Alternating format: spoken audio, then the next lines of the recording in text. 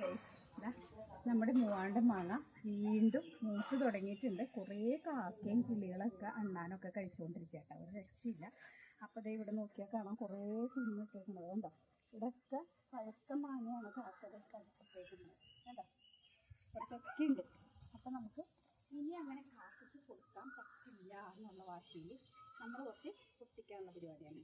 അപ്പോൾ ഇതൊക്കെ ഞാനിപ്പോൾ പൊട്ടിച്ചിട്ടതാണ്. നമ്മളിതേ മാങ്ങ പൊട്ടിക്കുന്നുണ്ട്.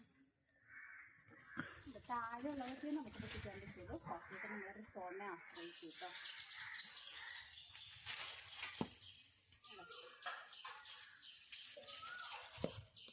നമ്മൾ കുറേ മാങ്ങകളിങ്ങനെ പൊട്ടിച്ചുകൊണ്ടിരിക്കുകയാണ്. ഇതൊക്കെ ഇങ്ങനെ താഴെ ആയതുകൊണ്ട് നമുക്ക് ശരിക്കും ഇവിടേക്ക് ഇങ്ങനെ കൈ എത്തിച്ച് പൊട്ടിക്കാൻ പറ്റുന്നുണ്ട് കേട്ടോ. അല്ല, കൈ എത്തിച്ച് നമുക്കിങ്ങനെ പൊട്ടിച്ചിട്ട് മൂവാണ്ടമാവായതുകൊണ്ട് തന്നെ നമുക്കൊരിക്കലും ഇതുമ്മൽ മാങ്ങയ്ക്ക് മുട്ട് വരാറില്ല. എപ്പോഴും ഇങ്ങനെ ഉണ്ടായിക്കൊണ്ടിരിക്കും. ഒരുപാടല്ലെങ്കിൽ സീസണിൽ ധാരാളം ഉണ്ടാവും, അല്ലാതെ നമുക്ക് ഇടയ്ക്കിടയ്ക്ക് ഉണ്ടാവും. പിന്നെ അപ്പുറത്ത് നമുക്കൊരു മാവ് നിൽക്കുന്നുണ്ടായിരുന്നു. അപ്പോൾ നോക്കി, ഈ മാവ് കുറേ വർഷങ്ങളായിട്ടുള്ള മാവാണ് കേട്ടോ.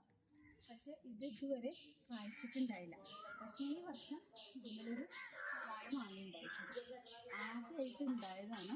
അപ്പോൾ ഉണ്ടായാലും പോസ്റ്റിൻ്റെ അടുത്തായതുകൊണ്ട് നമ്മളിതിനങ്ങനെ ശ്രദ്ധിക്കാറുണ്ടായില്ല. പക്ഷെ ഇപ്പോൾ മാങ്ങ ഉണ്ടായി തുടങ്ങിയിട്ടുണ്ട്. ഏത് ടൈപ്പ് മാങ്ങയാണെന്ന് നമുക്കറിയില്ല.